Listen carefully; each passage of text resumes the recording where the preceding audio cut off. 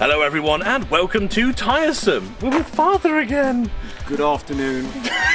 This time we're not actually working on the car at all. So don't worry, you can keep your overalls at home today, Father.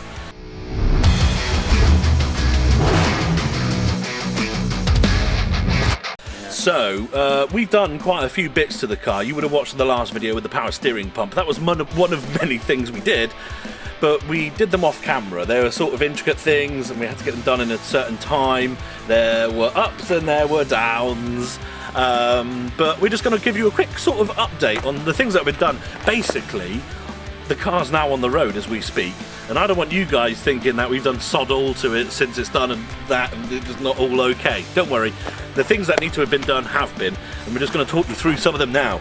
The bonnet is on its hinges and it latches. Well, and it's a different bonnet, because you guys would have seen it with the dark green bonnet, which I like to call my winter bonnet. It doesn't have any vents, and as you can see here, these vents just go straight through. So when it rains directly onto the engine and everything inside. So during the winter I have a different bonnet without vents, you know, just to help the car through winter, especially as it's going to be my daily driver now. We did the power steering pump there. I initially was going to do sort of like a road trip with JP Cars. You've probably all watched it by now. If you haven't, definitely go over the channel and have a look. Not my channel, his channel. I'll put a link down below. But unfortunately, I had to do that in my BMW because this, at the very last second, failed. And we now know, actually, that it was a little grommet on the back. You're nowhere near going to see it, but I will edit it a bit in there. If you haven't watched the full power steering pump video, please do. But basically that is what was leaking, and that is why it was draining, isn't it, Father? Yes, it is. So actually, if we'd known that, we could have probably had it ready for that road trip. We could. What we haven't mentioned at all, and at the end of the last video, I revved the engine and asked you guys to guess what you think the change may have been. Not only have we fixed the power steering pump in this episode, but there's one other fix which you'll find out on a later episode. But can you tell me what it is? Comment below if you know. That I'd done quite a significant change, and it's not put the rubber grommet back in for the electronic ignition. See, Father just can't keep his hands off. He's in there. But what we did, you may realise that actually the timing cover is now fully repainted if Father moves his arms out the way. Now, that is because it has a whole new steel, aluminium timing gear. The fibre ones are famous for going, so I thought I'd change that. I did. Now it's done. Yay! I was told that it would whine like a lot, almost like a supercharger. It turns out it doesn't really. I mean, mine's really quiet. I think the steel ones are louder than the aluminium ones, but still, I was kind of looking forward to that a little bit. Another thing that we did is the air cleaner on the top, which, as you can see, is a rather period correct old style pancake K&N sort of scenario. That is actually one that came with the car, but my Pipercross one has perished, so I put that one back on just so it wasn't, you know, breathing in dust and such. But yeah, basically that is just there so that we can drive the car without causing too much harm. Now then, Father, let's talk hoses, shall we? Hoses, they're looking very splendiferous. They are, aren't they? Yes, yes. Here's some nice footage of those. Well, not only did we do the ones on top of the engine, which actually didn't need doing too much, I'd say actually these clips here were probably the main offender on the previous setup. Yeah. And I replaced sort of one there which isn't fuel, that's for the overflow over there. Very pretty, that one. It is very pretty. Yeah, and it literally was just for aesthetics at that point. I had some leftover pipe, why not? But actually the main offender was under the car. It was a sucky one from the tank, and it had a literal hole in it. Well, many holes. I'll put some footage here of that. I've noticed something that you've done since the last time I was here. What? Yes. Really? Yes. And you've forgotten to mention it. Oh. The reason it wouldn't start when we were trying to test the power steering pump, oh yeah, is because the little bit of wire dropped out. Yeah. And Michael has very skillfully put a couple of proper things on it and made it a proper job. Well, yeah, I mean, arguably a proper job would be getting the socket off, terminating the ends, and but that's doing good that. enough. I say that this car may be my daily driver, but actually I've swapped the insurance over from the BMW to this. So this is now my daily driver. I have been driving it for, well, when did we sort it? Last Friday. So Saturday, Sunday, Monday and Tuesday I drove it, and it's been absolutely fine. Has not missed a beat at all. Starts exactly when you want it to, stops when you want it to. There's a train. There is one thing that we have done that we haven't tested yet, and it is actually a really big thing, and that is this little switch. And that little switch operates the overdrive. Now, Father actually wired it in because he understood the diagram more than I do. I really need to brush up on my wiring.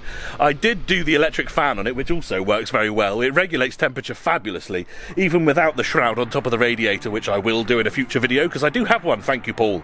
But the overdrive switch should technically work in third and fourth as expected, because you also did the kill switch. What's it called? The inhibitor.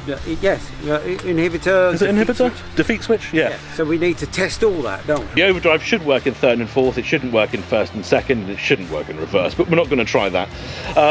We will just make sure it works. Obviously, for those that don't know, an overdrive unit just gives you an extra gear, basically. It does it in third and fourth because fourth would technically act as fifth, reduce those revs on a long journey, and it acts in third as well so that you can shift up easily and overtake someone or make it up a hill if you need to. Not that I think you would need to do that. The car really does have quite a lot of grunt currently, but yes. Let's have a go and see what it drives like, shall we? I mean, what could go wrong? Okay. let's not start there. Have you got a fire extinguisher on board? No. No. Great. Okay. That's great. Yeah. Yeah, we just talked about how we redid all the hoses, you know. Yeah. Loosened them all off nicely. Forgot to do one up.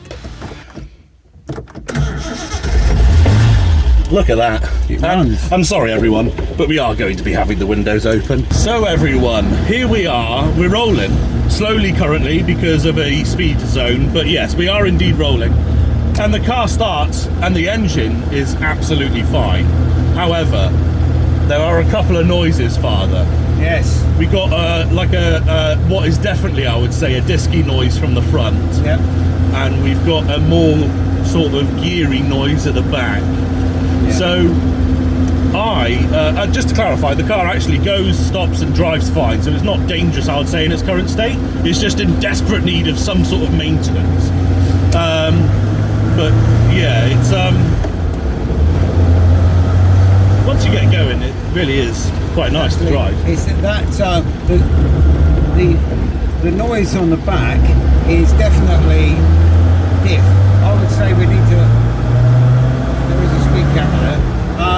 We need to definitely check the diff oil level and make sure it's not dry, because that would produce that noise quite easily. Yeah, okay. And the also, other thing that I will say, and you guys can actually see it on camera, there's no sound deadening or anything in the back. No, that's true. So last time we drove this, there would have been all that OEM like stuff in the back. So that would exacerbate the noise. And don't forget, it's a Scimitar, it's a GTE. It's got an echo chamber of a rear end on the back of it. Yeah. It's not anyway, going to be quiet, is it? Father, I'm in fourth gear currently. Right.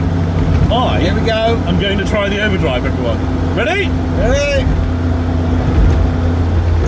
Whoa, there she blows. That's a big rev drop as well, isn't it? Yeah. And I've got the light on the end of it as well. I'm sorry, everyone, you're not going to see it. Oh, I'm going to get written off by a Merc now. Oh, and instantly, as soon as you flick the switch again, it comes back up into what is fourth. Yeah. That's a big gear drop, though. Oh, yeah. I know it's technically a fifth gear, but I would say that was the ratio of more like a sixth gear. Yeah. It should work in third as well, so I guess maybe we'll try that again in a minute. Try that when we get on the A38. Yeah. When we get the A38. Oh, we going there? Oh, I've not driven at speed. Well, go on! Why not? Leave a comment below. Should we go? No, we'll do it. Yes, okay. Let's do it. Let's get up to the speed limit. The 70 mile an hour speed limit. What now? Yeah. No, I meant on this road. No, not now. Let's do it. I mean, you know, what could possibly go wrong?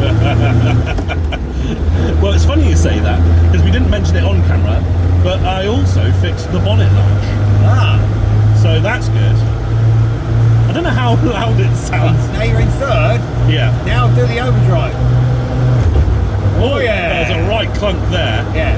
So that's what I was mentioning to you, you've got to get this technique of lifting off when you click the switch.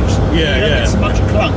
It's like it's not, you don't just take your foot off the throttle, but you're not accelerating either. You're just steadying the throttle. You just got to give nil input almost. And just to clarify, sorry everyone, that is because my differential needs reconditioning. Yeah. If it was in good condition, you would just go boom. Yeah. Ideally, you would want to make sure that it was done properly anyway, but yeah. So I'm still in third, I've still got overdrive on. Technically, if I was to go into second, it should take the overdrive off, but I'm not testing that. I'm going to treat that more as a fail-safe. What we're going to do now is that groovy thing where we keep the overdrive on and go, when we get on the A38, we'll go from third to fourth in overdrive without coming out of overdrive. Yeah. Very swish.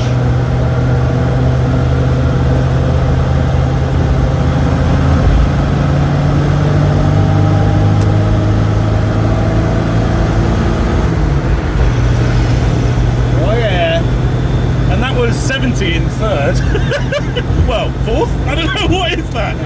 Well, the brakes work. The brakes are pretty, I mean, you know, I'm not trying to lock them up or anything, but They work. they work. And, well, let's talk a bit more about that grinding noise, shall we? Oh, yes. So, this has been happening since I got the car back on the road, that grinding noise. And I have been investigating somewhat. I need to be in that lane, don't I? I think this one will do, but you lane change in the middle of the roundabout if you like, it's no problem. I checked my mirrors are indicated. You did. We're all okay. You little rascal. Oh yeah, okay. But I have investigated, sorry, that disc. I thought it was on the front right, aka my side, but actually it is on the passenger side. And there is a rather serious groove, and not the good kind of groove. It's the bad kind of groove. I'll put a picture in here. It was so noticeable. I was like, is that the disc? Am I touching? Because I had my hand, I had the car up and the wheel off, but I had my hand like around the back of the disc. And I was like, is that the disc? Or is that a different component? Like, surely not. But it turns out that was the disc, and it still is. Look at the headliner. Do you like the headliner? I think it's very groovy. It's chic, isn't it? Yeah. It's got that distressed look about it, which goes along with the rest of the car. Well, I was going to say that it all follows through, doesn't There's it? a theme. See, now I'm decelerating, which is bad. Yeah. Not too bad. It's not, I've just got a lot of mechanical sympathy, you know. Yeah. I know everyone at home's laughing now. Fuck if you've got mechanical sympathy. If you've got mechanical sympathy, you'd put this car to sleep, wouldn't you? But you're bringing it back to life. Oh yeah, of course. I'm pretty sure if this car went anywhere else, it would have been broken, you know, for spares or something by now, or, you know, whatever. Absolutely. In fact, I'm almost certain, because I don't know if you remember, Father, but it was bought originally because someone wanted to put a Volkswagen Beetle body on the chassis. They didn't, did they? Yeah. Blimey. What happened? Did the police turn up and tell them they couldn't? He did it before already to a different one. No. Don't remember checking the diff oil level, so we ought to do that. No, we haven't ever checked it, and we didn't on the basis that it always ran right, so why change it? And of course, it's one of the few things in the powertrain that's still from the original car. Yes, which is a good point, because I was just mentioning that final gear with the overdrive feels more like a sixth, and that might be because our differential is actually geared differently anyway. Yes, because that's off a 4-gear manual. Three. A 3-gear automatic. Yeah. Which would have been much sleepier and a higher ratio. Yeah. Yeah, so that figures. So now you've got a real long distance tour. Yeah. I could probably just go on tick over. Yeah, tick over at 80 mile an hour. Yeah. Well, I'm quite pleased with all this. It seems to be a car that works. And it really is. If it wasn't for those couple of grindy noises, which are down to maintenance, and don't forget, like those brakes and everything are things that once they're ordered, which I know I can order, I can get the next day delivery, and we're talking a couple hours work. Yes.